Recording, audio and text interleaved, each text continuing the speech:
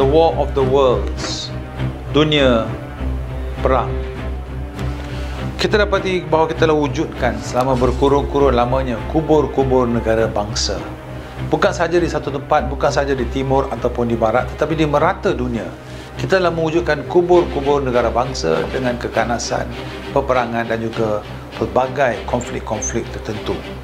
Dan negara-negara yang tidak terkecuali adalah negara-negara seperti Italy, Lebanon, Indonesia, Vietnam, Philippines dan semua negara-negara di Timur Tengah, Australia, Jamaica, Panama, Haiti. Pendek kata, semua negara-negara, semua negara bangsa di dunia tidak terkecuali daripada peperangan, keganasan, konflik dan sebagainya. Dan kita dapati bahawa semua ini berlaku walaupun pendidikan di merata dunia meningkat. Walaupun kita dapati banyak agama-agama yang mengembang di seluruh dunia.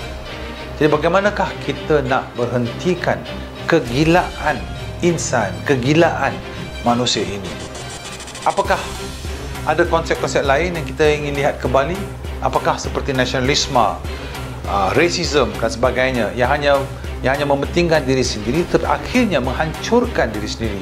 Sebab kita adalah a small part of the whole. Kita adalah sebahagian daripada yang lebih besar. Kalau sebahagian itu runtuh atau berkarat, maka runtuhlah keseluruhannya.